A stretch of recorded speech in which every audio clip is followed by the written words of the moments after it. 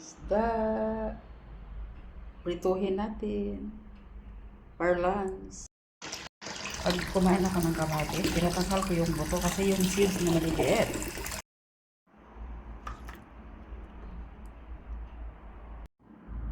Magfrito ako ng isda. Yung ulam ko ngayon, magfrito ako ng isda with kamatis.